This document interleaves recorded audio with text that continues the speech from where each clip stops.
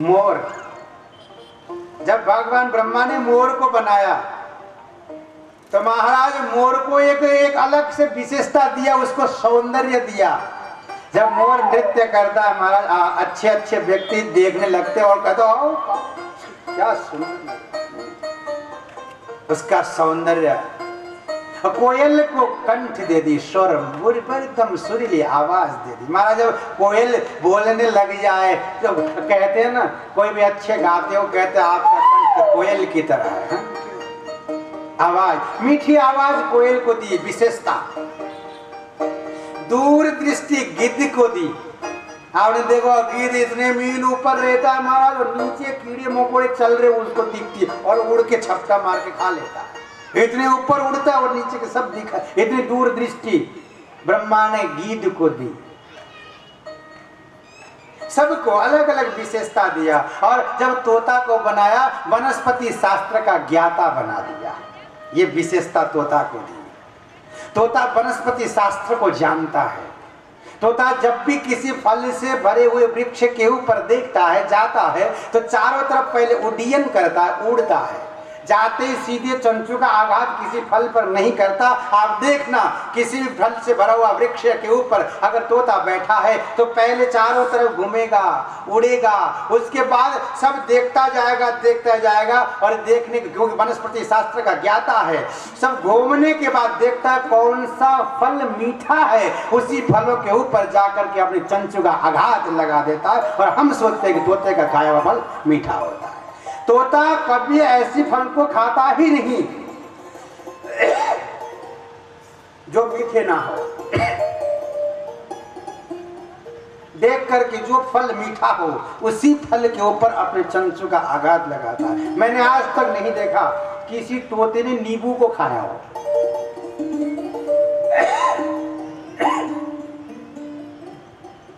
बोलो राधे राधे। अब गांधीधाम वालों ने देखे वो तो मालूम नहीं। मैंने अभी तक नहीं देखा कि किसी तोते ने नींबू को चखा हो, नींबू को खाया हो। नहीं कहो कि मीठा है ही नहीं, कहीं तो खट्टा कोई खाया ही नहीं ये तो। और कभी नहीं देखा, इसीलिए नींबू खट्टा ही रहते, अगर वो खा ले तो मीठा हो जाए। देखो तब माने नहीं साहब।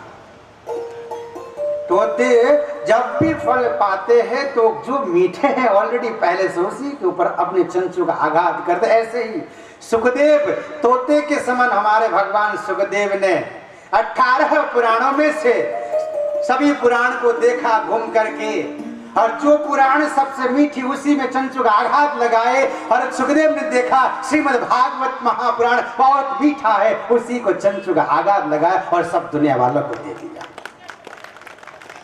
इसीलिए सुख मुखादम मृत द्रव संयुतम, सुख मुख संयोग होने से अमृत के समान यह श्रीमद् भागवत मीठा है। पीबत भागवतम रसमालयम मुहुरहो रसिका भुवि भावुकाः, पियो इस भागवत को। जो भागवत मात्सर्य दोष और कपट धर्म से रहित है, ऐसे भागवत कथा को पी लो। महाराज कब तक पिए नहीं पी ले, कब तक? पहले भी पिए, अभी भी, उस दिन पी, इस दिन पी, कब तक पिएगा? आलयम मोक्ष पर्यंतम, जब तक मोक्ष न मिल जाए तब तक पीते रहो, पीते रहो। आलयम मोक्ष पर्यंतम रसम आलयम। ये संपूर्ण दोषों से रहेगा। मात्सर्य दोष कहा, आपको मालूम है मात्सर्य दोष का मतलब क्या है? मात्सर्य दोष, मात्सर्य दोष का मतलब है मत्सर। मत्सर कह रहा हूं, मच्छर नहीं कह रहा हूं। आप ये मत्सर मच्छर बोल रहे नहीं, मत्सर। मात्सर्य दोष का मतलब है कि पड़ोसी के सुख को देख करके दुखी होना, ये मात्सर्य दोष। बोलो राधे राधे। पड़ोसी के 2 मंजिला मकान को देख करके दुखी हो जाए, ये मात्सर्य दोष। और होता है अक्सर ऐसा ही हमारा। आज आज आज आज देखना कि हम लोग अपनी दुख से दुखी नहीं है, पड़ोसी के सुख से दुखी है, परेशान है, बहुत दुखी हो गए हम पड़ोसी के सुख को देख। पड़ोसी के बेटे डॉक्टर बन गया तो हमें दुख, पड़ोसी ने 2 मंजिला मकान बना लिया तो हमें दुख। पड़ोसी ने थोड़ा सा अच्छा सा कार खरीद ली तो हमें दुख, BMW कार आ गए हमें दुख हो जाए, हमारा 60 लाख की 80 लाख की कार ले आ गए।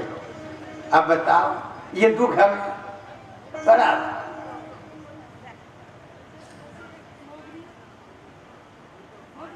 परेशान हो। मत्सर इसको कि पड़ोसी के दुख को देख करके जो सुख को उन्नति को देख करके जो दुखी हो जाए वो मत्सर दोष। और अक्सर यही होता, हम लोग भी ऐसे हमारा दूसरों के सुख को देख करके परेशान होते, माथा तो कर लेते हैं। हमारे कोई दुख नहीं है, हमारे दुख तो हम सहन कर लेते हैं, सहन हो जाता है। अपना खुद का जो पर्सनल दुख है वो तो सहन है, उसका सुख सहन नहीं है। ये मत्सर। एक प्रसंग मुझे याद आ गया। एक बार एक व्यक्ति देखा, पूरी दुनिया को घुमा, देखने के बाद का सब करोड़पति बन गए, मैं कंगाल हूं। होता है मन में भाव होता है, हमारा पड़ोसी करोड़पति है गए, अब मैं कंगाल का कंगाल। तो लगता है वो व्यक्ति देखा कि सब जगह देखा सब करोड़पति है और मैं कंगाल हूँ, परेशान हो गया। उसने सोचा कहीं जाऊं और कोई तंत्र मंत्र यंत्र जंत्र कुछ भी मिलते हो कर लूं। तो गया एक महात्मा जी के पास, महात्मा जी से पूछा कि महाराज कोई ऐसा मंत्र, कोई ऐसा उपाय, कोई ऐसी साधना हमें बताए दो जिसके करने से मुझे कुछ भी करना ना पड़े, सब कुछ मुझको मिल जाए। बड़ा आलसी दिखे ये। महात्मा ने देखा चलो हो बताए देते हैं, इसको मान जाएगा। चल बेटा एक काम कर, जा तुझे मैं एक साधना बताता हूँ, वो साधना कर ले। उसने कहा महाराज ऐसे नहीं करूंगा, पहले ये बता दो कौन से देवता जल्दी प्रसन्न होते हैं, उन देवता का ही मंत्र देना। वो मेरे पास इतना समय नहीं है। हर कोई यही कहता है महाराज, संतों के पास आते महाराज टाइम तो है नहीं, 2 दिन में कोई अच्छा काम हो जाता हो कर दो। महाराज देवियां आते महाराज कोई ऐसे लंबी चौड़ी काम तो मैं नहीं कर सकती, मेरे पति को कबूतर बनाना है, 2 दिन में होता बनाए दो। बोलो राधे राधे। अब ये कबूतर क्या पता नहीं,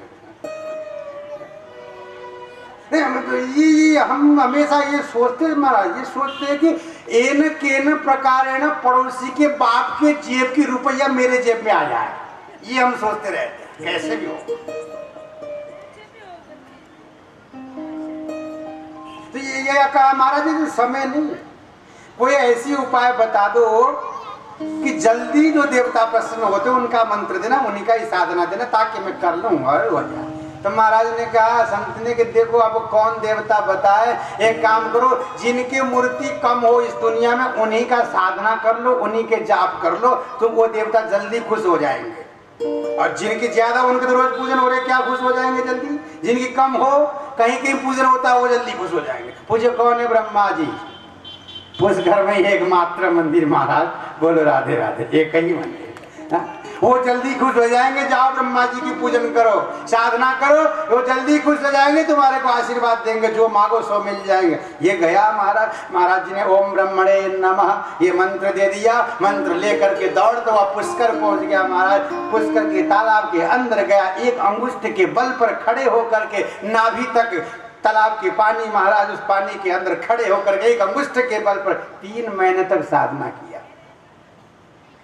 ब्रह्मा जी यहाँ हलचल मचने लग गए कलयुग में, और 3 महीने तक ऐसे खड़े होकर के महाराज मुश्किल 3 मिनट किसी के पास टाइम नहीं है, ये तो 3 महीना दे रहा है। ब्रह्मा जी गदगद, आज बहुत अच्छा भक्त आ गया, मेरा भक्त आ गए महाराज, प्रकट है गए ब्रह्मा जी। ब्रह्मा जी ने कहा आंख खोल वत्स, मैं आ गया हूँ तेरे लिए वरदान देने के लिए। जैसे आंख खोला ब्रह्मा जी सामने, महाराज प्रणाम ब्रह्मदेव, मुझे वरदान दो। बोले क्या चाहिए? मांग, तुझे क्या चाहिए? उसने देखा कि ब्रह्मा जी तुरंत में मांग लो तो क्या पता छोटी मोटी चीज दे करके खत्म कर दे, पहले टटोल तो लूं कि ये देंगे कि नहीं। कहा महाराज ने कुछ नहीं चाहिए, आप मिल गए, सब मिल गए। ना अरे तूने क्या समझ रखा है, क्या शिव जी ही वरदान देने वाले, विष्णु ही वरदान देने वाले, मैं नहीं दे सकता। जो चाहिए मांग ले, मैं आज दूंगा, तूने मेरा भजन किया है, मैं तुझे वरदान देने के लिए आया। उसने देखा कि हाँ ये पक्का हो गया कि ये दे सकते हैं।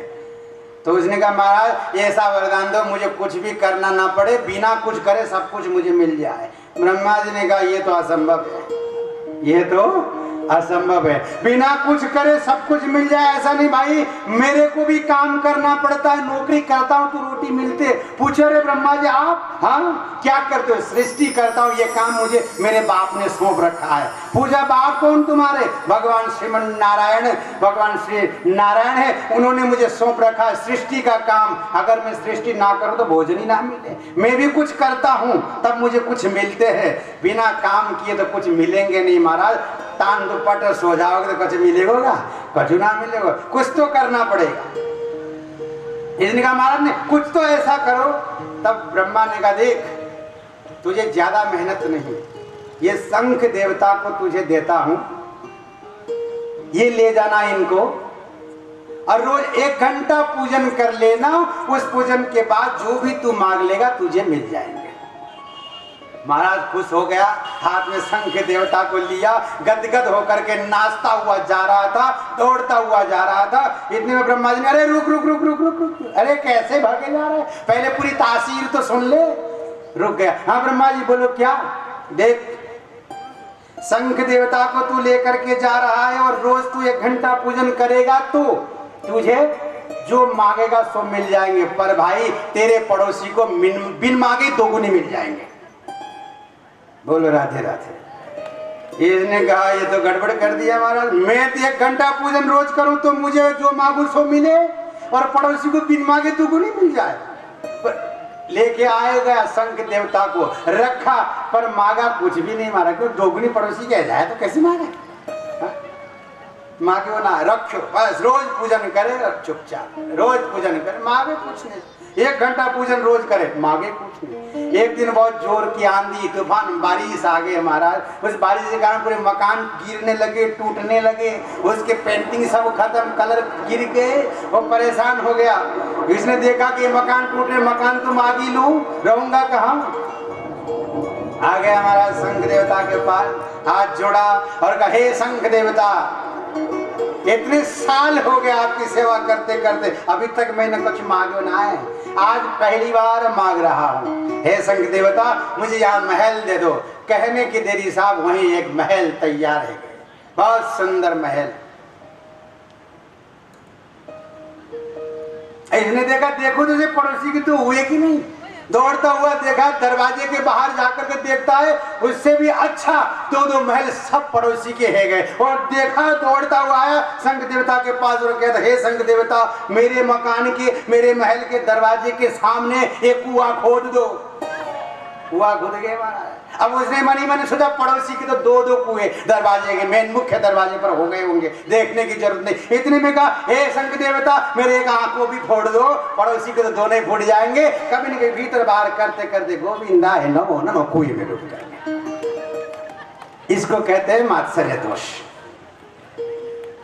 देखने सकहीं पराय विभूति, ये मात्सर्य दोष है। दूसरे के सुख को देखना ही पसंद ना करिए, मात्सर्य दोष। श्रीमद् भागवत में ऐसा दोष नहीं है। श्रीमद् भागवत में तो महाराज दूसरों की दुख को, दूसरों की सुख को, चाहे कोई दुख से पीड़ित हो, दूसरे उनके सामने जाकर के देखे और श्री राधा गोविंद के पास जाकर के कहने की शक्ति है, कहने की आदेश है, हे राधा गोविंद तुमसे प्रार्थना है। अपने आंखों से अश्रु प्रवाह करता हुआ बोले हे गोविंद मेरे पड़ोसी की उन्नति होता जाए, अगर इसकी उन्नति हो जाए तो मेरी तो अपने आप हो जाएगी। ये भाव श्रीमद् भागवत, कपट धर्म से रहित, मात्सर्य दोष से रहित, ऐसा श्रीमद् भागवत महापुराण। पिबत भागवतम रसमालयम मूढ़ो रसिका भुवि भावुका। इस प्रकार से यहाँ मंगलाचरण किए। यहीं पर प्रश्न करते हैं शौनक सूत जी से। 6 प्रश्न किया है इन्होंने और इन्हीं 6 प्रश्नों को उत्तर देते देते देते देते पूरी भागवत हो गई साहब। उत्तर पूरा भागवत 6 प्रश्नों को उत्तर देने में विश्राम हुआ। 6 प्रश्न क्या किया किम श्रेय शास्त्र सारक स्ववतार प्रयोजनम किम कर्म केवतारस्य धर्म कम शरणं गतः। ये 6 प्रश्न का किम श्रेय। पहला प्रश्न किम श्रेय, दुनिया में श्रेष्ठ वस्तु क्या है। शास्त्र सारह का दूसरा प्रश्न, शास्त्रों का सार क्या है। स्ववतार प्रयोजनम, तीसरा प्रश्न, अवतार का प्रयोजन क्या है। आखिर भगवान अवतार लेकर के क्यों आते हैं, क्या जरूरत भगवान को आने की। किसी को भी भेज देते पैगंबरों को, नौकरों को, बड़े बड़े नौकर हैं उनके भगवान के, किसी भी एक पार्षद को भेज देते, जाओ तुम। स्वयं भगवान अवतार लेकर के क्यों आते। स्ववतार प्रयोजनम, तीसरा प्रश्न, अवतार का प्रयोजन क्या है। किम कर्म, चौथा प्रश्न, व्यक्ति को, जीवात्मा को, मनुष्य को क्या काम करना चाहिए, क्या काम है उसका। केवतारस्य, पांचवा प्रश्न, भगवान ने अगर अवतार लिए हैं तो कितने अवतार भगवान ने लिया। और अंतिम में छठा प्रश्न, धर्म कः शरणं गतः, धर्म किसके शरण में धर्म गया है। जब भगवान अवतार लेकर के आए तब तक भगवान, जब तक इस भूमि पर रहे तब तक तो भगवान के शरण में धर्म रहा, और भगवान अपने धाम को चले गए, उसके बाद ये धर्म कहाँ गया, किसके शरण में गया। ये 6 प्रश्न किए। उत्तर देने से पूर्व यहाँ पर सुखदेव जी का स्मरण किया। सौनक जी ने सुखदेव जी को यहाँ वंदन किए, प्रणाम किए, सुखदेव जी के जन्म का परिचय दिया, सुखदेव जी का प्रादुर्भाव कैसे हुआ यहाँ पर वर्णन किया संक्षिप्त में। भागवत जी में तो संक्षिप्त में ही है, अन्य शास्त्र कौशिकी संहिता आदि में सुखदेव जी का जन्म वर्णन विस्तार से है। और यहाँ सुखदेव जी कोई साधारण पक्षी, तोता पक्षी नहीं है, राधा रानी के ललित पालित कलबाग नाम का शिष्य ही तोता है। कलबाग नाम का तोता वही सुखदेव बन के आया है। गोलोक धाम में श्री राधा रानी के गोदी में रहता है कलबाग नाम का तोता, वही तोता सुखदेव के रूप में आया। जन्म लेने से पूर्व यहाँ भूमिका होता है। आप सभी ने कथा सुना कि नारद जी पार्वती जी के यहाँ जाते, कैलाश में नरमुंडों के बारे में प्रश्न छेड़ देते हैं, पता नहीं चलता। फिर भोलेनाथ आते हैं, पूछती है पार्वती, नरों के मुंड की माला किसके माला है। भोलेनाथ बताते तुम्हारे ही है। पूछा मैं बार बार मरती हूँ, तुम नहीं मरते हो, आखिर क्या पिया है। तब कहा अमर कथा पान। वही अमर कथा पान करने का निवेदन किया पार्वती ने, और निवेदन से संतुष्ट होकर के, प्रसन्न होकर के भोलेनाथ ने उस कैलाश पर्वत पर अमृत का पान कराया, अमर कथा का पान कराया। वही अमर कथा श्रीमद् भागवत महापुराण। इस कथा का श्रवण कराए, पार्वती जी ने कथा सुनी, उसी कथा के प्रभाव से सुखदेव जी का वहां प्रादुर्भाव होता है। उस अंदर कैलाश के गुफा के अंदर वो कथा सुनने लग जाते। तोता बैठे बैठे कथा सुनते हैं। बस सुना यहां तक तो ठीक है, व्यास गद्दी के पीछे बैठ कर के तोते ने कथा सुना। पार्वती जी ओम ओम ओम बोल रही थी। बीच में पार्वती जी को समाधि लगी तो तोता ने देखा ओम की आवाज बंद होने के बाद भोलेनाथ कथा नहीं सुनाएंगे, माता तो समाधि में चली गई, और अगर भोलेनाथ ने कथा बंद कर दिए तो मैं वंचित रह जाऊंगा। फिर तोते ने पार्वती जी के आवाज में व्यास गद्दी के पीछे बैठ कर के ओम ओम ओम बोलना प्रारंभ किया। उस ओम की ध्वनि को सुन करके भोलेनाथ कथा सुनाते रहे। अंत में कथा विश्राम हुआ। 7 दिन में पूर्ण होने के बाद जयकारा लगाए, बोले श्रीमद् भागवत महापुराण। जयकारा सुनते ही पार्वती जी समाधि से जागृति अवस्था में आ गई। पूछा महाराज आप कथा सुना रहे थे बद्ध और मुक्त के बारे में, धर्म के बारे में, भक्तों के बारे में, ये आगे आपने नहीं बताया, क्या बात। भोलेनाथ ने कहा मैंने तो सुना दिया। तुम कहाँ थी? समाधि में गई थी। तो ये ओम कौन बोल रहा था? ये चारों तरफ देखते कोई दिखाई नहीं दिया। व्यास गद्दी के पीछे देखा तो एक छोटा सा तोता कथा श्रवण कर रहा था, नाचता हुआ, गदगद आंखों से अश्रु प्रवाह करता हुआ। भोलेनाथ के मनी मन देखा कि कैसा, देखो ये पक्षी होकर के इतने आनंद से कथा सुन रहा है, पर इंसान को तो देखो कथा सुनने में कथा के पांडव तक नहीं आते। ये पक्षी है और ये कथा श्रवण कर रहा है, और गोविंद ने इंसान बनाया और इंसान को ठाकुर की कथा से कोई मतलब नहीं। ये पक्षी होकर के सुन खुश हो गए एक तरफ से। दोबारा सोचा कि ना इसने कथा की चोरी की है, इसको दंड देना है। क्यों? क्योंकि व्यास गद्दी के पीछे बैठ कर के कथा सुना तो कथा की चोरी कहलाया। व्यास गद्दी के सामने बैठ के सुनो, श्रवण कहलाएगा। दाईं तरफ श्रवण, बाईं तरफ श्रवण। अगर व्यास गद्दी के पीछे बैठ करके कथा सुनते हैं तो चोरी कहलाएगा। चाहे व्यास गद्दी के पीछे बैठो, चाहे घरों के अंदर बैठो, चाहे दुकानों के अंदर बैठ करके कथा सुनो, ये चोरी कहलाएगा। अगर कोई ऐसा टीवी देखते हो, सुन रहे हो, आवाज जा रहे हो तो आ जाओ कथा पंडाल में, यही सुनो, नहीं तो चोर कहलाओगे। बोलो राधे राधे। एक बार वहां पहुंच गया, व्यास जी नहीं थे, गए हुए थे स्नान के लिए। तो व्यास पत्नी बट्टिका देवी अकेली अंदर थी।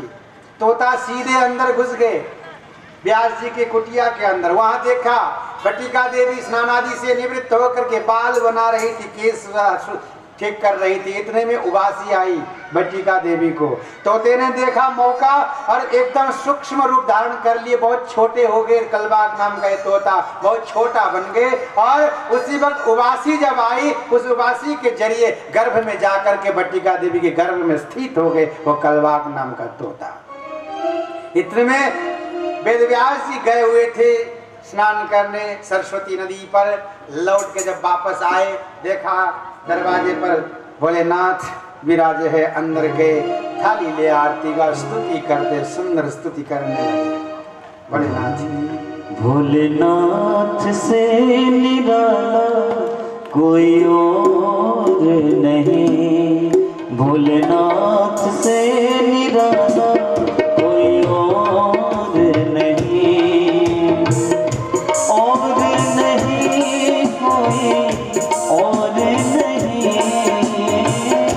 और नहीं कोई और नहीं, भोलेनाथ से निराला कोई और नहीं, भोलेनाथ से निराला कोई और नहीं। बोलो शंकर भगवान की। वेदव्यास महाराज स्तुति कर रहे हैं, तो आइए हम सभी मिलकर के प्रेम से भोलेनाथ की स्तुति करते हैं।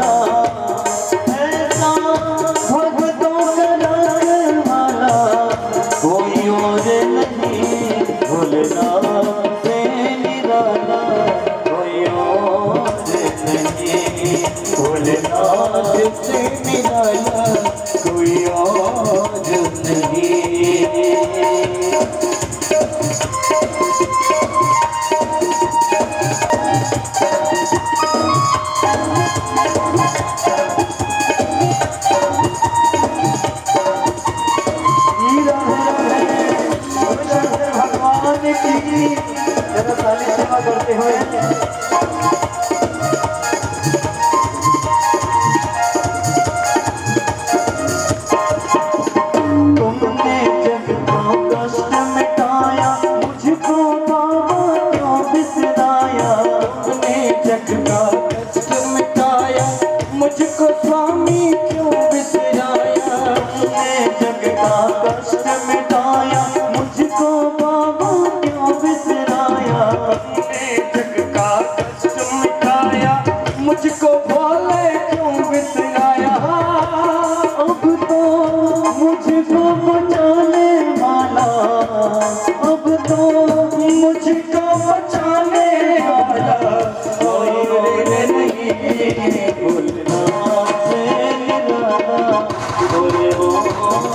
नहीं, ओ भोलेनाथ से निराला कोई और नहीं।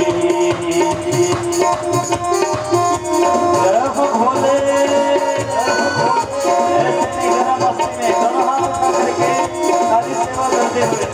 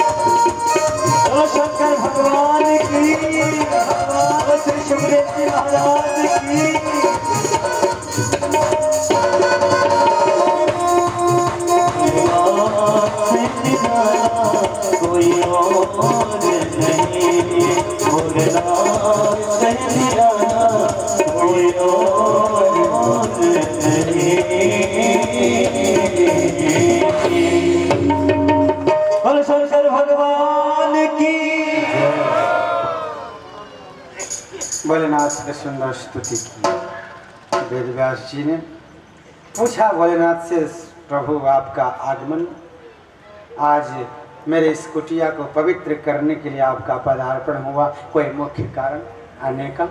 भोलेनाथ ने कहा कि व्यास में क्या बताऊं, एक चोर आया है कैलाश पर्वत से चोरी करके और तुम्हारे इस कुटिया के अंदर गया है। वो चोर, आज मैं उस चोर को मारूंगा। वेदव्यास जी ने कहा हो सकता है भोलेनाथ कुछ मजाक कर रहे हो। इसने कहा क्या कहा आपने? आपके कैलाश पर्वत से चोरी किया? वो चोर वहां से आया? कहा मेरे कैलाश में चोरी किया है इस चोर ने और इस चोर को मैं मारूंगा। तुम्हारी इस कुटिया के अंदर गया है वो चोर। फिर कहा भोलेनाथ आप क्या आपके कैलाश से चोरी किया? ये पक्की बात है? हाँ हाँ कह रहा हूं ना, कैलाश पर्वत से चोरी किया मेरे यहाँ से। भोलेनाथ को कहने लगे वेदव्यास जी महाराज क्यों ऐसी बातें करते हो महाराज, आपके पास है ही क्या जो चोरी करे?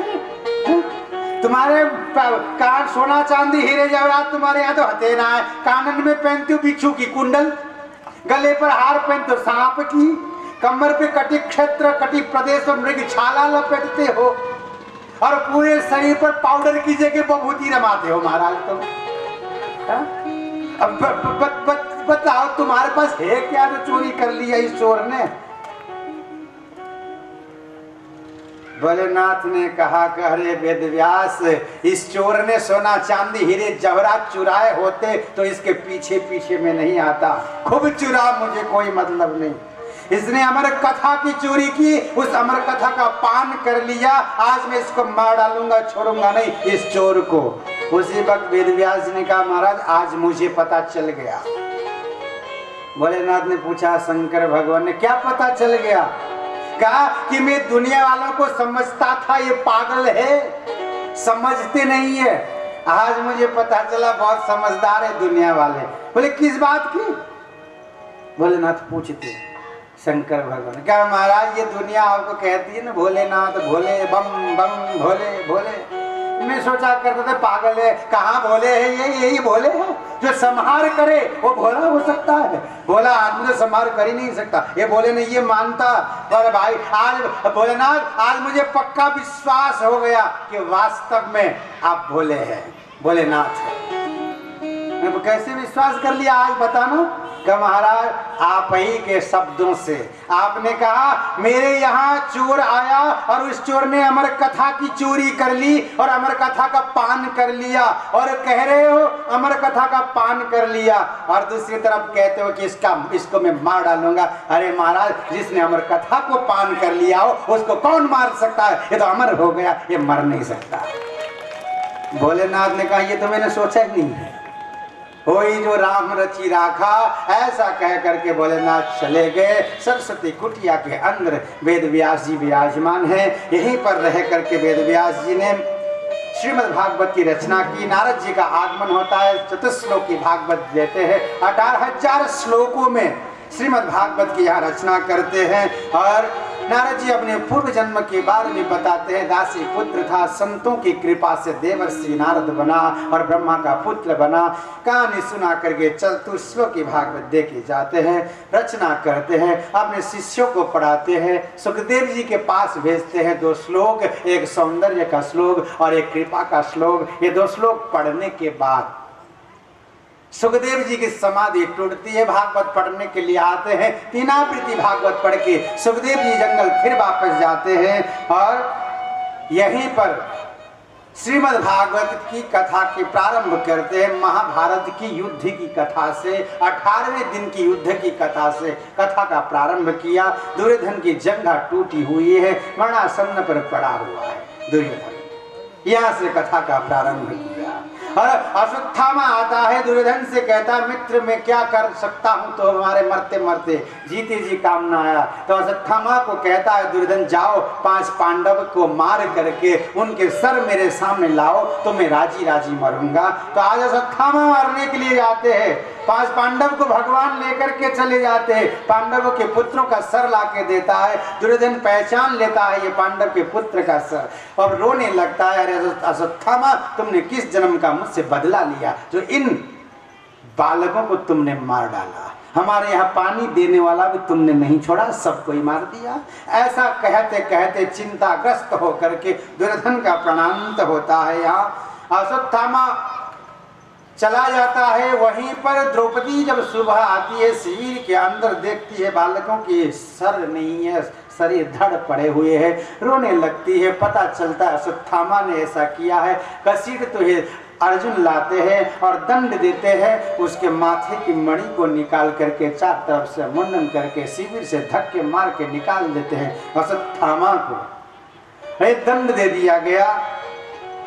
अश्वत्थामा खुश हो गए यहाँ से निकलने के बाद, अब तो मैं सबको मार डालूंगा ऐसा कह करके अपने ब्रह्मास्त्र है इनके पास, खुशी के मारे ब्रह्मास्त्र को छोड़ते किसको मारूं। देखा उत्तरा के पेट पर एक बालक पल रहा था, उस बच्चे के ऊपर ही ब्रह्मास्त्र का प्रयोग किया। उत्तरा दौड़ती गोविंद के पास जाती है, पाही पाही महायोगिन, हे गोविंद मेरी रक्षा करो। गोविंद ने देखा कि मेरा भक्त अंदर पल रहा है और कोई साधारण भक्त नहीं, स्वयं परीक्षित जी महाराज उत्तरा के गर्भ के अंदर है। देखा परीक्षित है ये श्रीमद् भागवत कथा का प्रचार का मुख्य यजमान यही रहेगा, इसको बचाना चाहिए। अंदर गए, छोटे से रूप लेकर के बचा दिया, ब्रह्मास्त्र को परास्त कर दी, ध्वस्त कर दिया, प्राण बचा दिए। और बाहर जब आए कुंती ये दृश्य देख रही थी, कुंती ने कही हम तो छोटे से बालक समझते थे, भतीजा समझा करती थी इसको, ये तो परब्रह्म परमात्मा है जो मेरे देखो तो सही, मेरे उत्तरा के गर्भ के अंदर जाकर के इस बालक को बचाए इस कन्हैया ने। बस ये लंबी चौड़ी स्तुति गान करने लग गई कुंती ने यहाँ स्तुति किया। भगवान गदगद होके, बुआ क्या चाहिए वरदान मांग लो, स्तुति खूब कर ली। कुछ चाहिए तो मांग लो, बात भी सही है, हमें कुछ चाहिए होते हैं ना तभी हम स्तुति करते। किसी के घर जाते आपकी तो क्या कहना, आप तो अन्नदाता है, अरे आप तो ऐसे है, आप वैसे है, आपकी क्या, आपकी महिमा, आपके क्या चाहिए। तो कहा कि अब बुआ अब ये स्तुतियां कर रहे, अब चाहिए क्या मांग लो। कहा भगवान ने तो कुंती ने मांग लिया, बहुत एक वरदान मांगा, और आज तक किसी ने हिम्मत नहीं किया होगा मांगने का, और मांगने का हिम्मत सोच भी नहीं सकता ऐसी चीज कुंती मांगती। कहा हे गोविंद अगर आप देना चाहते हो तो कष्ट मुझको दे दो, दुख दे दो।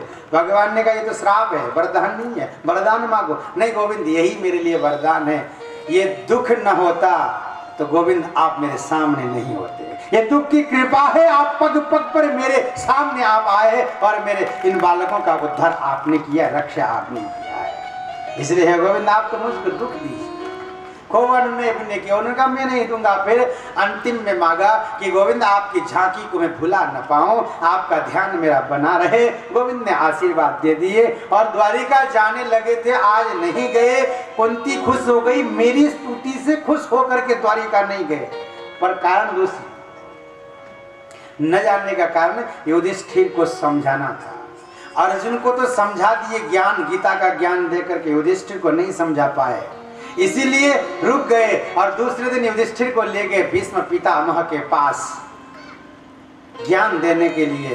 पांचों पांडवों को ले जाते, भीष्म पितामह बाणों के सैया पर सोए हुए हैं, एक भी शरीर पर ऐसी जगह, तिल मात्र भी जगह खाली नहीं जहां बाण न लगा हो। विचार करो, ऐसे बाण लगे हुए हैं, ऐसा शरीर है, बाण के सैया के ऊपर सोए हुए, ये कितना दर्द हो रहा होगा। इस समय में भी महाराज भीष्म पितामह दर्द के तरफ ध्यान नहीं है उनका ध्यान है गोविंद के चरणों की तरफ ध्यान है। सब दर्द को भुला दिया, श्रीराधा गोविंद के चरणों का ध्यान कर रहे। वहां पहुंच गए, पांडवों के साथ ज्ञान देने के लिए स्वागत अभिवादन हुआ और पांडवों को ज्ञान दिया। भीष्म पितामह ने कहा अरे पांडवों तुम सद गृहस्थ हो, राजधर्म, स्त्री धर्म, मोक्ष धर्म, दान धर्म के बारे में यहाँ उपदेश देते हैं। कहा अरे पांडवों तुम लोग सद गृहस्थी हो और गृहस्थों को चाहिए ज्यादा से ज्यादा मेहनत करें और खूब कमाएं, उनमें से 10वां अंश निकाल दे दान के लिए। 100 रुपये अगर कमाओ तो 10 रुपये दान में दे दो, तभी वो धन का अच्छा सदुपयोग होगा। नहीं तो महाराज वो आप सब जानते हैं, कुएं में से पानी न निकालो तो कुएं के पानी पीने लायक नहीं रहता महाराज, बदबू मारने लगता है, सभी जानते हैं। और धन भी जमा करते गए मक्खी चूसपना करते जमा ही किया, दिया नहीं दान में तो महाराज एक दिन बदबू आ जाएगा उस धन में से। और बदबू क्या भाई, उस धन के लिए तुम्हारा बेटा तुम्हारे को गोली मार डालेगा, यही बदबू है। तुम्हारे भाई भाई में नहीं बनेगा, यही बदबू है। तुम्हारी बीमारी ऐसी बढ़ जाएगी, वो संपत्ति ऐसे जय सिया राम हे जाएंगे। इसलिए महाराज ऐसी कोई नौबत ना आ जाए, धन को पवित्र करो, कुछ दशमांश निकाल दो दान के लिए। अगर ऐसा करते तो निश्चित वो धन का सदुपयोग होगा और धन पवित्र हो जाएंगे। तो उपदेश दिया यहाँ पर दान धर्म के बारे में। उपदेश देते देते उत्तरायण का समय आ गया। उत्तरायण के समय आने के कारण से भीष्म पितामह ने अपनी वाणी को खींच लिया, अपने ध्यान को, मन को, भटकता हुआ मन को लेकर के श्रीराधा गोविंद की तरफ एकत्रित कर दिया, केंद्रित कर दिया और गोविंद के तरफ देख करके बोलने लगे, हे गोविंद, हे गोपाल, आज मैं आपसे एक निवेदन करता हूँ। स्तुति यहाँ करते हैं। ये पूछा क्या बात है, क्या बात करना चाहते हो। कहा हे गोविंद, हे गोपाल, मेरी एक बेटी है। अब ये बात जैसे सुने तो उन्होंने कहा मेरी एक बेटी है और मैं इस बेटी की विवाह करना चाहता हूं मरने से पहले, क्योंकि कुछ देर बाद मैं मर जाऊंगा, मुझे मरना है, मुझे आपके धाम को जाना है। हे गोविंद, मैं चाहता हूं कि मरने से पहले इस बेटी की हाथ पीले कर दूं। वो जो सभा में जितने भी आए थे सब चकित है गए, सबने पूछा अरे बाबा ये क्या कह रहे हो, अरे तुम मखंड ब्रह्मचारी और तुम्हारी बेटी कहां से आ गई है, ये बेटी कहां से आ गई। फिर कन्हैया ने पूछा बाबा कौन सी बेटी, तुम्हारी भी बेटी है। भीष्म पितामह ने कहा क्या कन्हैया झूठ क्या बोलो, कृष्ण सच बोलता हूँ, आज मैं तुम्हें झूठ नहीं बोलूंगा, आज मैं सबको बोल दूंगा कि हाँ मेरी एक बेटी है और इस बेटी का विवाह हे गोविंद मैं तुम्हारे साथ करना चाहता हूँ।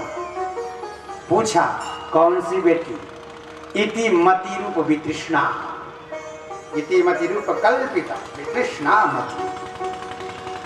हे गोविंद ये मेरी मति रूपी बेटी, ये बिल्कुल कुमारी कन्या की तरह पवित्र है, मैं चाहता हूं कि इस मति रूपी बेटी की विवाह तुम्हारे साथ हो जाए।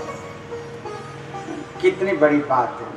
भीष्म पितामह कह रहे हैं मेरी मति कुमारी कन्या है, पवित्र है, कुमारी है, किसी के साथ विवाह नहीं हुआ, इसलिए मैं आपसे विवाह करना चाहता हूं। ये केवल भीष्म पितामह ही कह सकते हैं महाराज कि मेरी मति पवित्र कुमारी कन्या की तरह पवित्र। हमारी मति तो नहीं रही कन्या कुमारी कन्या ने, हमारी मति तो ना जाने कितनों के साथ विवाह कर लिया इस मति ने। किसी ने गाड़ी के साथ विवाह कर ली, किसी ने लाड़ी के साथ, किसी ने मकान के साथ, किसी ने दुकान के साथ, महाराज कितनों के साथ विवाह कर लिया। ये तो विश्व पितामह जैसे ही महापुरुष कह सकते हैं मेरी मति पवित्र कुमारी कन्या की तरह पवित्र है। गोपाल मैं चाहता हूं कि आज मरने से पहले इसकी विवाह तुम्हारे साथ हो जाए।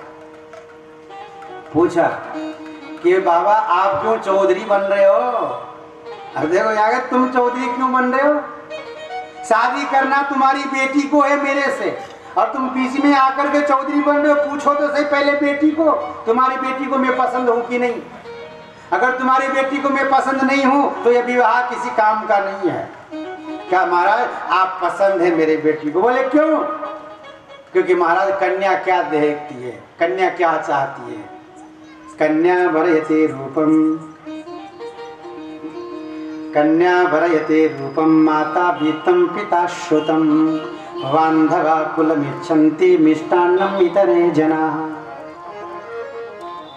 महाराज कन्या वरयते रूपम, मेरी बेटी आपको पसंद करती है। पूछा क्यों, क्योंकि कन्या रूप को वरती है। कन्या क्या देखती है मालूम है, कन्या देखती है मेरे होने वाला पति हैंडसम होना चाहिए, सुंदर होना चाहिए। बोलो राधे राधे। हाँ रूप को वरती है। और कन्या वरयते रूपम, चलो ठीक है तुम्हारी कन्या को मैं पसंद हूँ, इसकी माता को मैं पसंद हूँ।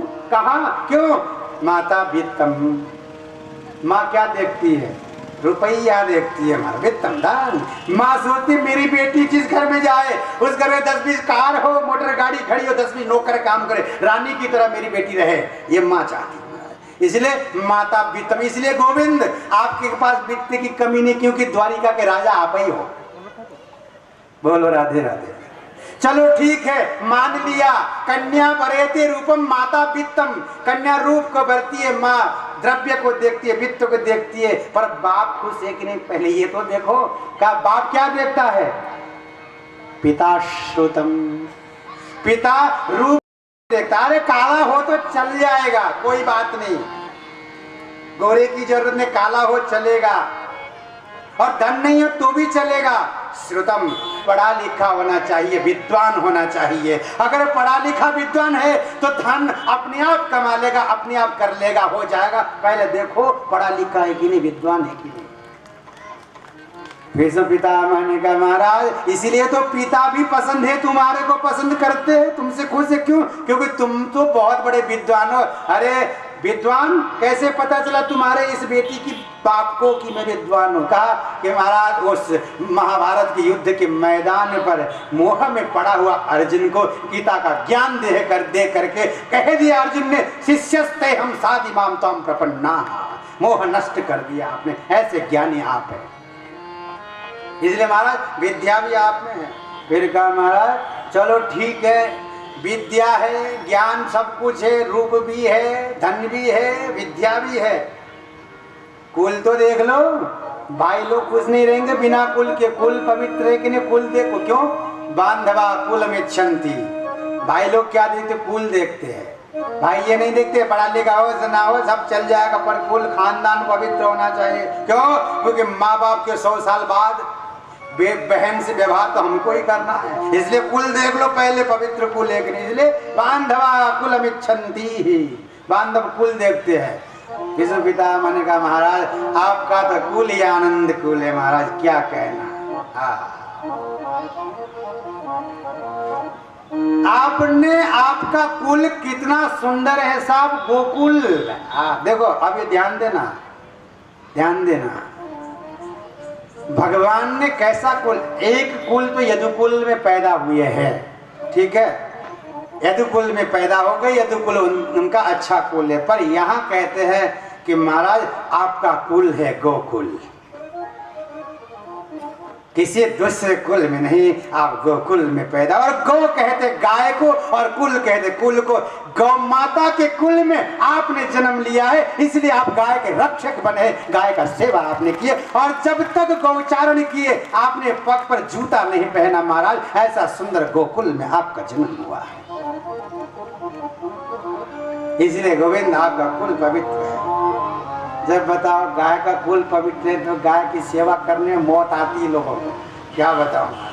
बोलो राधे राधे, खूब सेवा करो गाय की। अब तो रोज गौ माता के कुछ न कुछ बोलते रहेंगे, सेवा करने से क्या मिलेगा ये सब का बिल्कुल बोलते रहेंगे, रोज सुन लेना। बोलो राधे राधे। तो कहा गोकुल सुंदर कुल में, इसलिए गोविंद अब आप इधर उधर मत ले जाओ। अब आप एक काम करो, विवाह कर लो मेरी बेटी से। कहा चलो ठीक है।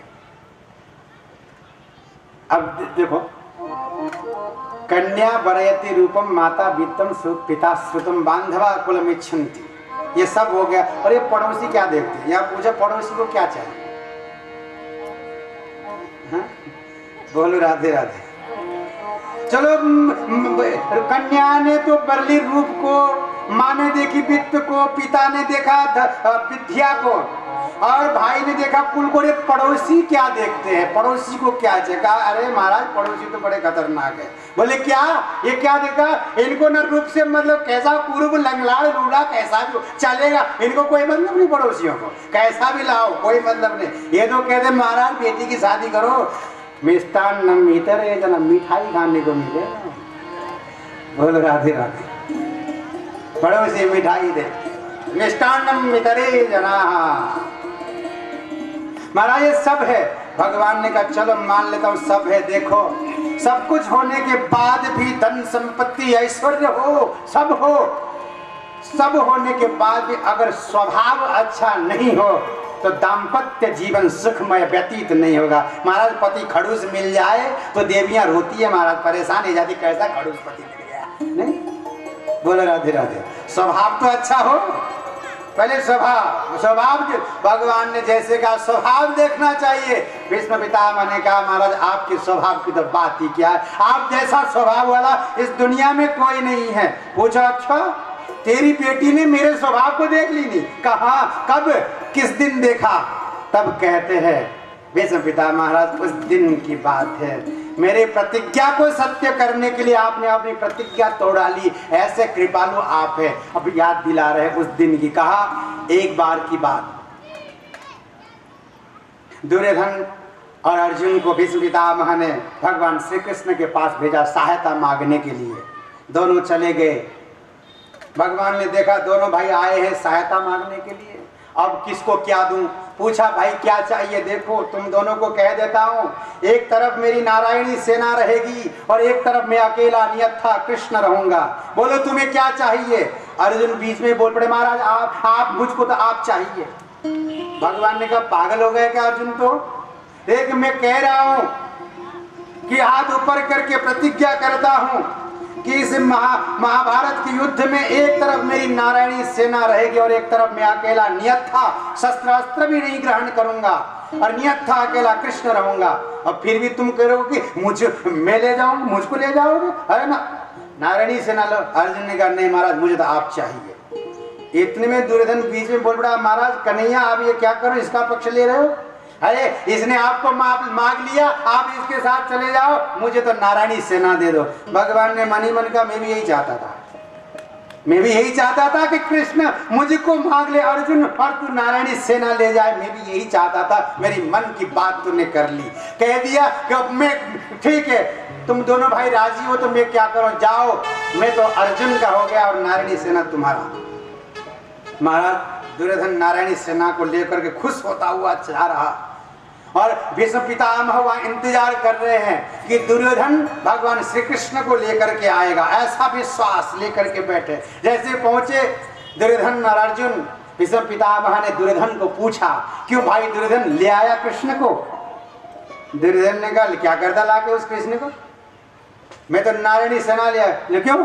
अरे उसने तो प्रतिज्ञा कर डाली, इस महाभारत के युद्ध में कोई शस्त्रास्त्र ग्रहण नहीं करूंगा, नियत्था अकेला कृष्ण में रहूंगा, जिसको भी मुझको ले जाना हो ले जाए। तो महाराज ऐसा नियत्था कृष्ण को लाके क्या करता, मैं तो नारायणी सेना ले आया और इसको लाता तो 10 नौकर और रखने पड़ते इसकी सेवा के लिए, तो नहीं आता नहीं लाया। तब भीष्म पितामह ने कहा, अरे दुर्योधन तूने यही तो गलती कर दी, यही तो तेरी गलती है गई। जहां गांडीवधारी अर्जुन और जहां कृष्ण वही विजय है, तो यहां चुप गया। चल आज मैं प्रतिज्ञा लेता हूं, अगर कन्हैया ने प्रतिज्ञा ली है कि इस महाभारत के युद्ध में शस्त्र अस्त्र ग्रहण नहीं करूंगा, तो मैं भी प्रतिज्ञा लेता हूं इस महाभारत के युद्ध में कन्हैया के हाथ से शस्त्र उठवा के मैं रहूंगा। ये दोनों ने एक कहते भगवान शस्त्र ग्रहण नहीं करूंगा और भक्त कह रहा है शस्त्र ग्रहण करवाऊंगा। और किसकी विजय होगी ये अभी मालूम नहीं। दोनों के दूसरे दिन युद्ध घमासान हो गया महाराज, बहुत घमासान युद्ध हो गया। किसी ने किसी का प्रतिज्ञा ना तो पूरी हुई ना तो तोड़ी गई महाराज, कछु ना हुई। और पांडव युद्ध करे जा रहे हैं, दुर्योधन हार रहा है, दुर्योधन के भाई मर रहे हैं।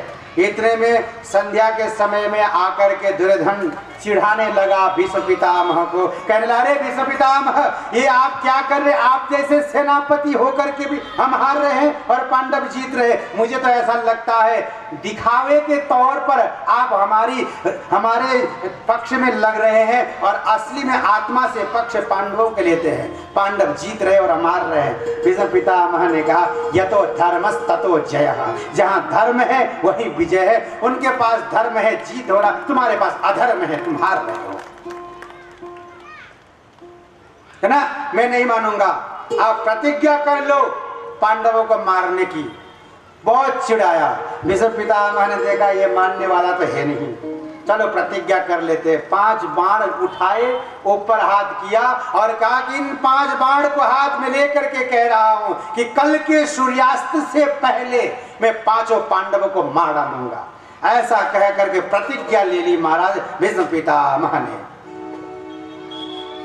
अब तो दुर्योधन ने देखा कि भीष्म पितामह की प्रतिज्ञा को दुनिया में कोई तोड़ नहीं पाया। सूर्य पश्चिम से उदित हो सकते हैं महाराज, भीष्म पितामह की प्रतिज्ञा टूट नहीं सकती।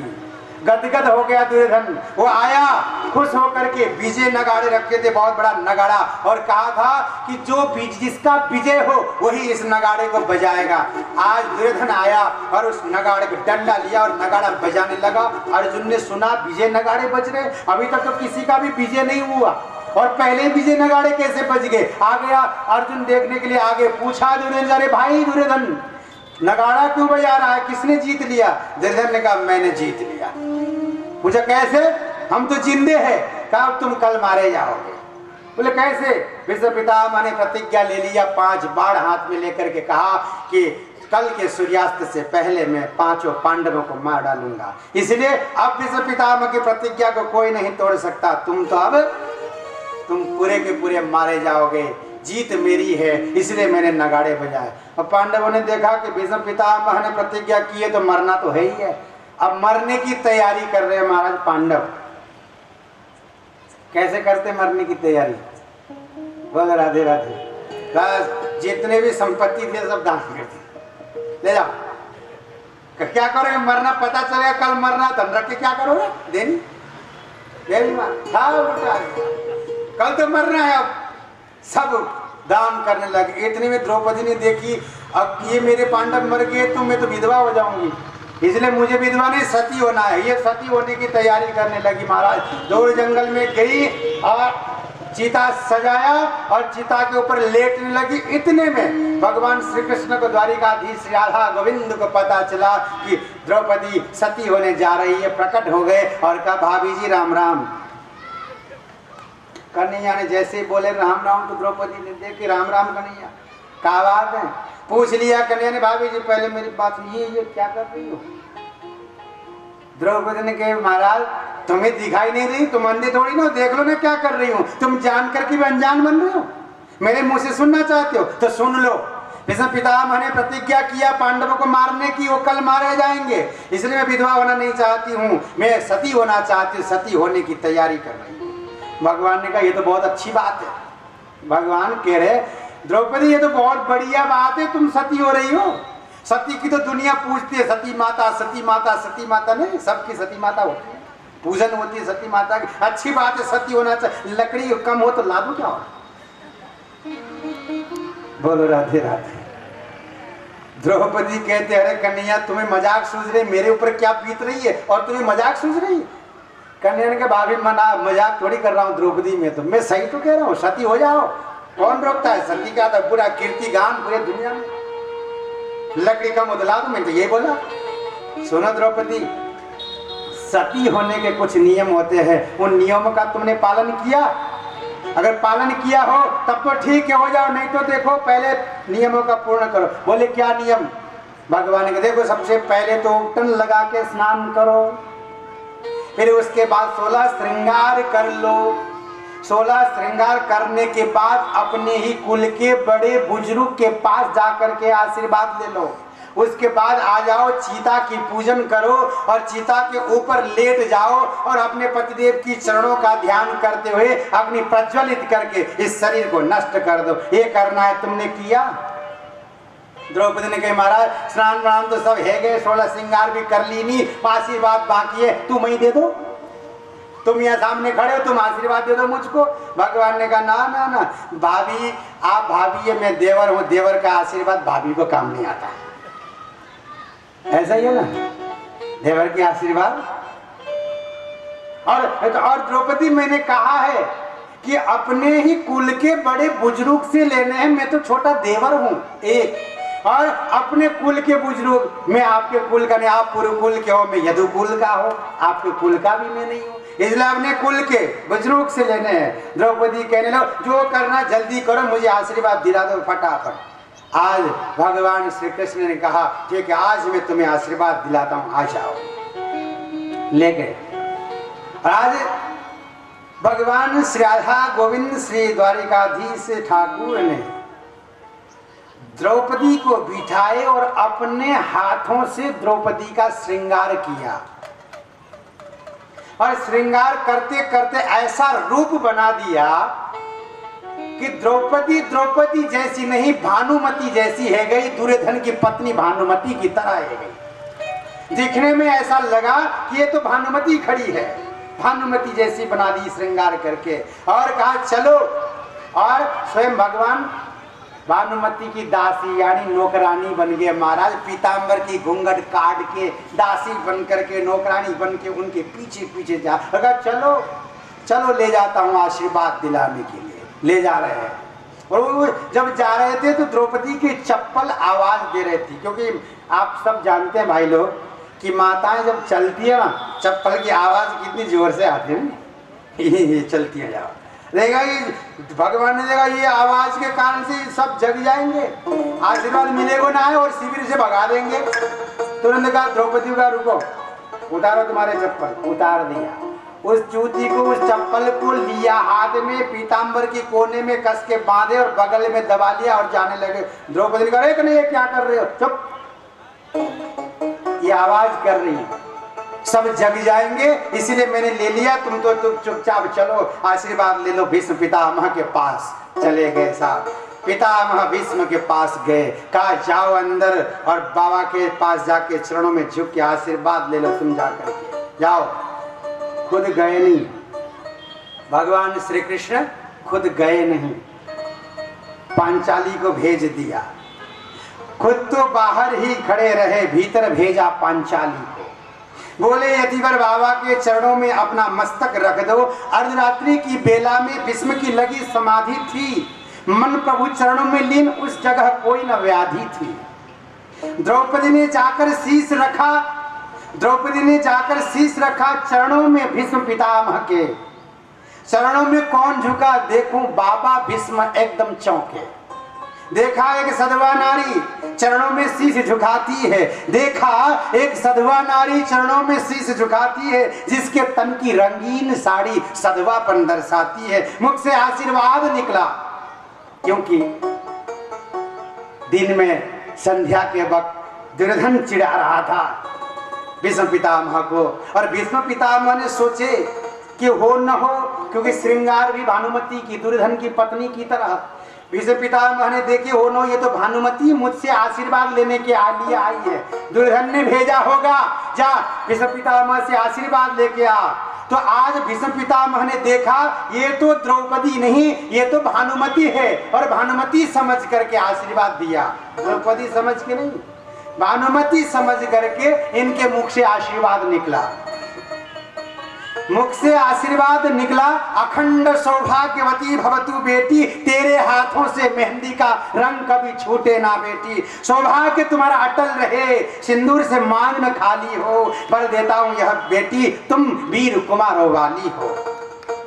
सुनकर के द्रौपदी ने कहा, क्यों द्रौपदी ने देखी ये चक्कर क्या है, कल ही तो कह दिया, प्रतिज्ञा कर लिया, पांचों पांडवों को मार डालूंगा, और ये आशीर्वाद दे अखंड सौभाग्यवती भवतु बेटी।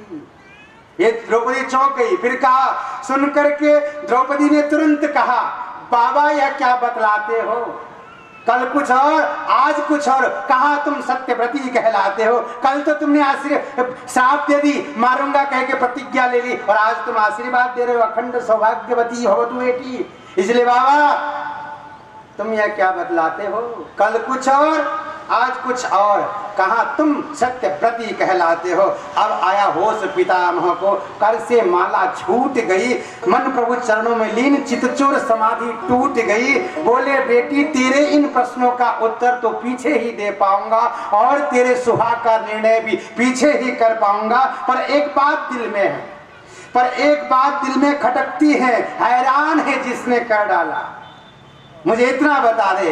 कहते हैं पर एक बात दिल में खटकती है, हैरान है जिसने कर डाला, वह कहाँ छुपा है तुम्हें इस जगह ले आने वाला। क्योंकि बेटी मैं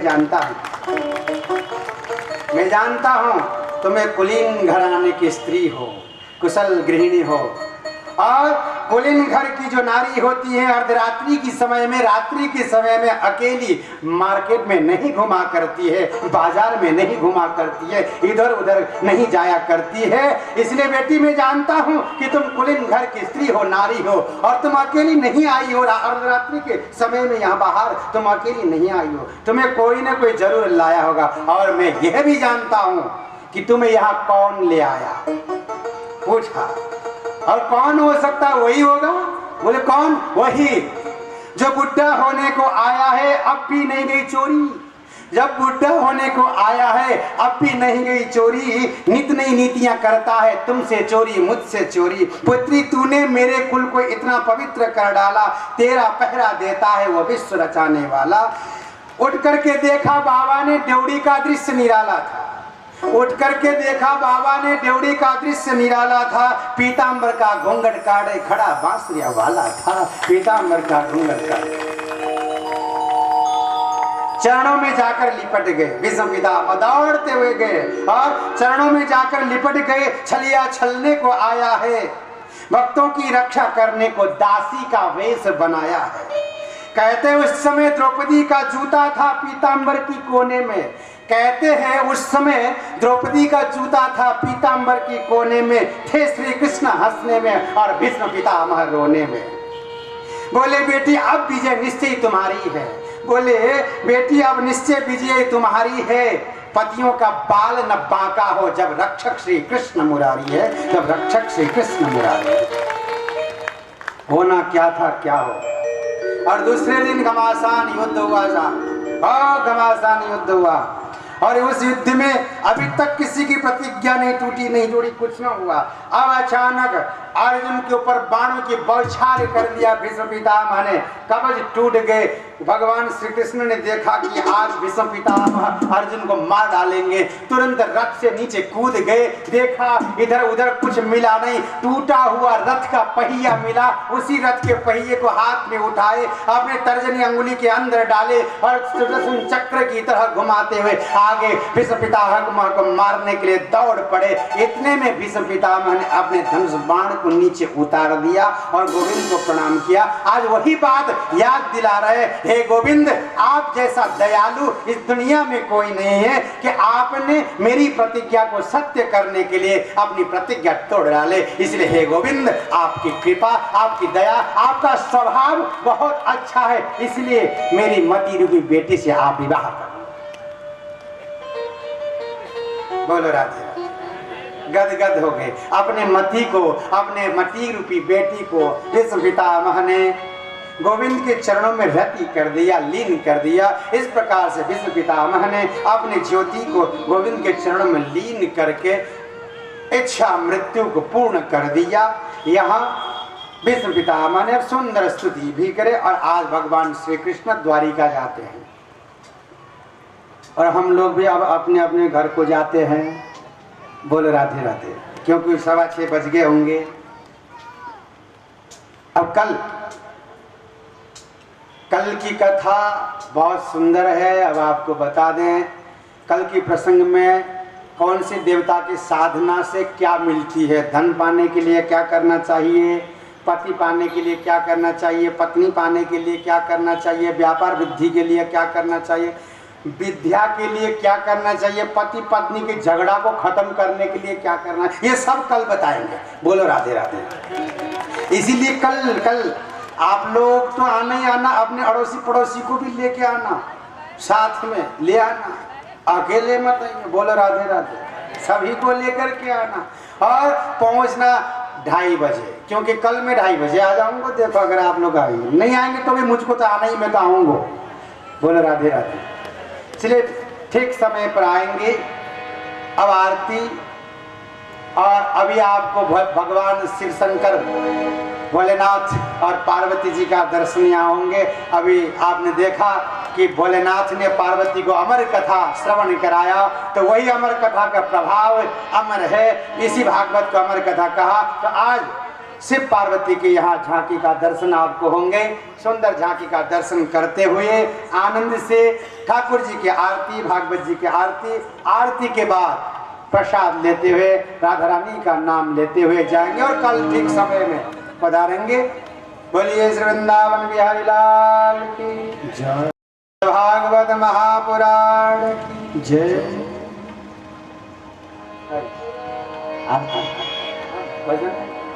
बोलो शंकर भगवान की जय, राधा रानी की जय। जय जय श्री राधे। बड़ा ही सुंदर भगवान शिव और पार्वती की जोड़ी है, बहुत ही सुंदर। आप सभी लोग दर्शन करें प्रेम से।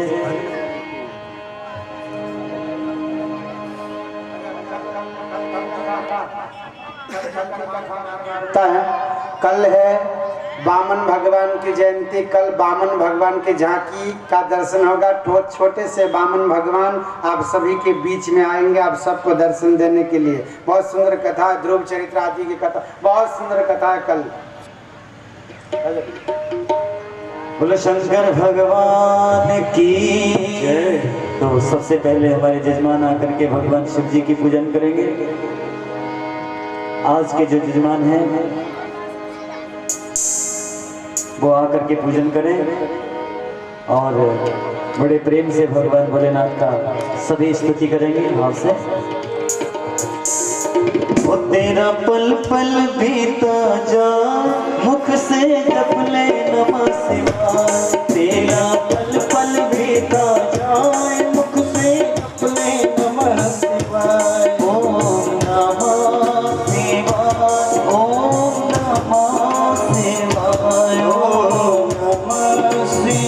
ओम नमः शिवाय।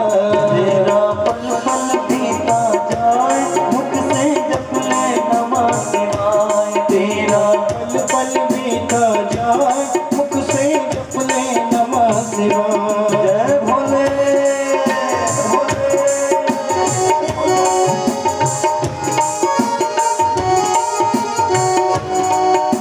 आप लोग धीरे धीरे आकर के भगवान भोलेनाथ का पूजन करेंगे। आज के जजमान जो प्रातःकाल भोजन किया है वही आए और भोजन करें।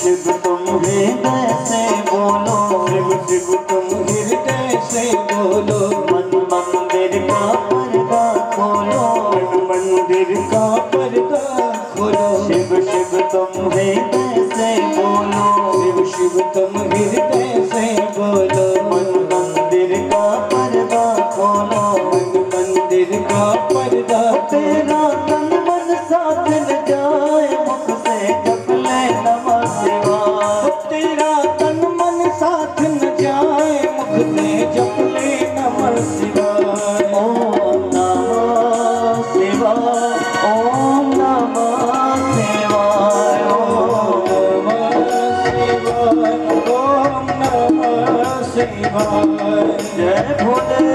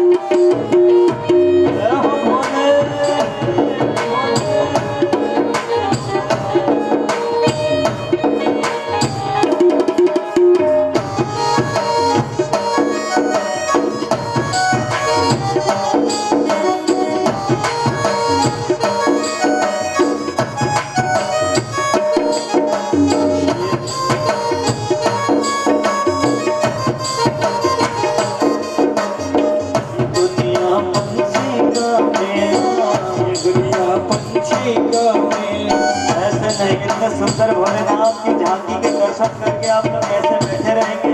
अरे जरा हो जाए प्रेम से, हाथ से दोनों हाथ उठा करके प्रेम से नाचते हुए मस्ती में झूमते हुए साक्षात भोलेनाथ का दर्शन करेंगे और पूजन भी करते जाएंगे।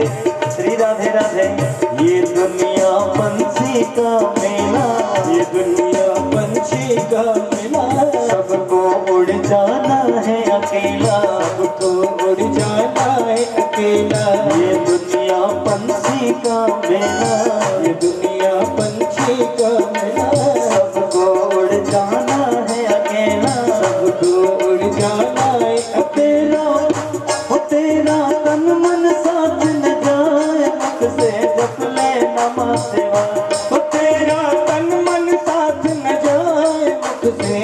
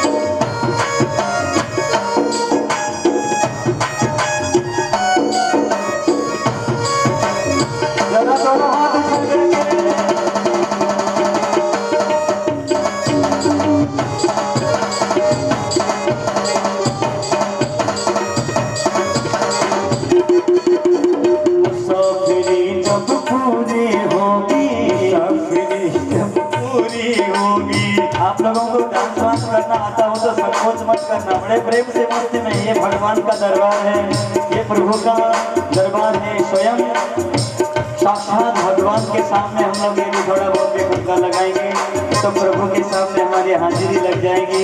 इतना सुंदर जीवन दिया, इतना सुंदर हमें पैर दिए हैं भगवान ने, तो जरा मस्ती में झूम जाए तो प्रभु की चरणों में हाजिरी जरूर लगेगी। तो प्रेम से मुसाफिरी जब पूरी होगी, मुसाफिरी जब पूरी होगी, चलने की मजबूरी होगी, चलने की मजबूरी होगी, मुसाफिरी जब पूरी होगी, मुसाफिरी जब पूरी होगी, चलने की मजबूरी होगी, चलने की मजबूरी तेरा प्राण रह जाए मुख से जप ले नमः शिवाय, हो तेरा पिंजरा प्राण रह जाए मुख से जप ले नमः शिवाय, तेरा पल पल बीता जाए मुख से जप ले नमः शिवाय, तेरा पल पल बीता जाए मुख से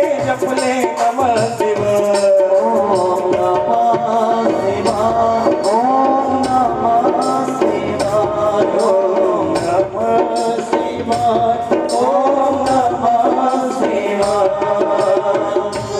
जय हो भोले, जय हो भोले। जरा हाथ उठा करके हरिहर करते हुए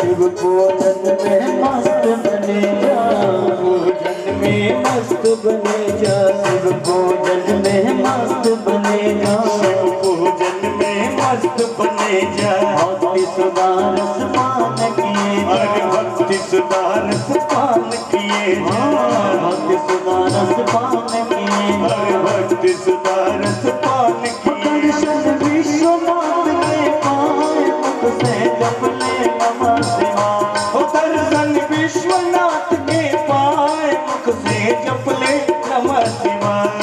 ओम नमः शिवाय, ओम नमः शिवाय, ओम नमः शिवाय, ओम नमः शिवाय।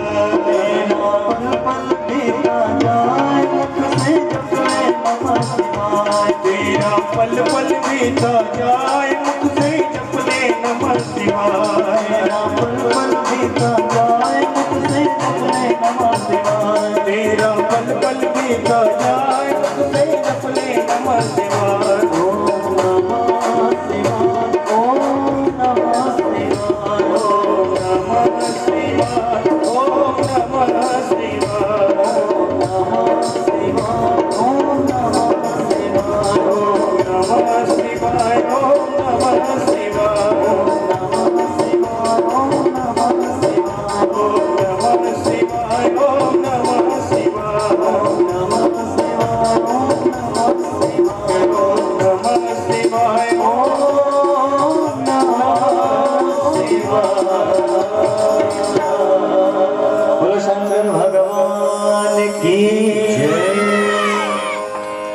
बोलो पार्वती मैया की जय, भागवत भगवान की जय, सद्गुरुदेव भगवान की जय, जय जय श्री राधे।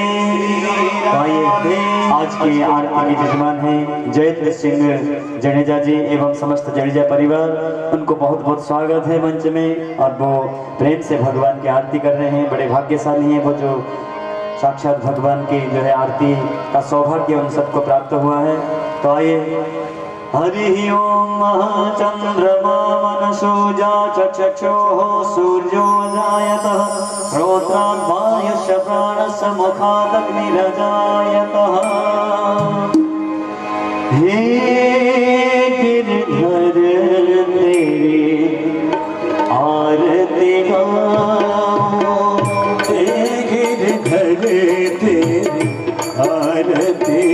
मेरे बाके बिहारी तेरी आरती गाऊं, मेरे बाके बिहारी तेरी आरती गाऊं, आरती गाऊं प्यारे तुमको मनाऊं, आरती गाऊं प्यारे तुमको मनाऊं, आरती गाऊं प्यारे तुमको मनाऊं, आरती गाऊं प्यारे तुमको मनाऊं, हे गिरधर तेरी आरती गाऊं, हे गिरधर तेरी आरती गाऊं, मोर मुकुट तेरे शीश पे सोहे, और मुकुट तेरे शीश पे शोभे, प्यारी बंसी मेरा मन मोहे, प्यारी बंसी मेरो मन मोहे, देख छवि पले मन में जाऊं, देख छवि बल हार में जाऊं, चरणों से निकली है गंगा प्यारी, चरणों से निकली है गंगा प्यारी, जिसने सारी दुनिया तारी, जिसने सारी दुनिया तारी, उन चरणों के मैं दर्शन पाऊं, उनके चरणों के मैं दर्शन पाऊं, दास अनाथ के नाथ आप हो, दास अनाथ के नाथ आप हो, सुख दुख जीवन साथ आप हो, दुख सुख जीवन साथ आप हो, श्री चरणों में शीश झुकाऊं, तेरी चरणों पे मैं शीश झुका, श्री हरिदास के प्यारे तुम हो, श्री हरिदास के प्यारे तुम हो, मेरे मोहन जीवन धन हो, मेरे मोहन जीवन धन हो, देख युगल छवि भले भले जाऊं, देख युगल छवि बलि बलि जाऊं, मेरी माँ के बिहारी तेरे आरती गाऊं, मेरे माँ के बिहारी तेरी आरती गाऊं, आरती गाऊं करे तुमको मनाऊं, आरती गाऊं प्यारे तुमको मनाऊं, हे गिरधर तेरी आरती गाऊं, हे गिरधर तेरी आरती गाऊं, मेरे श्याम सुंदर तेरी आरती गाऊं, मेरे श्याम